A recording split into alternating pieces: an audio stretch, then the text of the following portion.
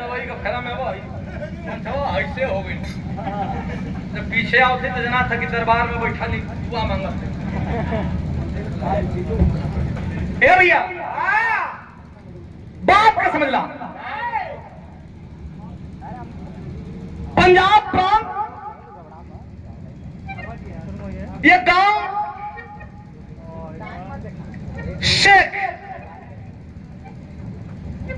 शेखपुरा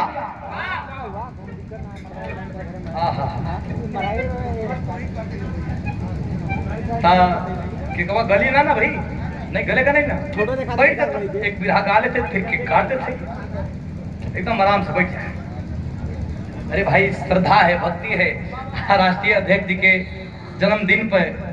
हाँ विशाल हाँ हाँ आज नहीं हमारे हाँ ता ये भाई कला के भाई देखा हम राष्ट्रीय अध्यक्ष जी का केक तोहरे हाथे से कटवाई केक लेके आई लो एकदम हम बस बिरहा गा रहे थे उसके बाद ठप देख केक कटवाओ भैया हो। एक गांव जो ने गांव में एक बुढ़िया महतारी का मर्द अंग्रेजन से लड़ाई में शहीद हो गई। 18-19 बरिस का लड़का बा जो लड़का का नाम अंगद बा। करीबी में दिन काट रहल बा माई लेकिन अपने बेटा के कहे ए बेटा तोर बाप पहलवान रहल आ तोरा के पहलवान हम गामा पहलवान जैसन बनावल चाहत है।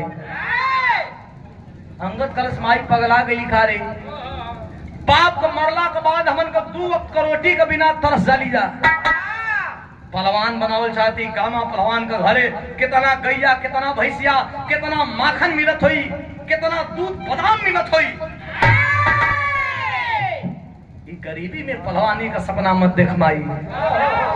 आहा जब इतनी बात बेटा कहला सो बुढ़िया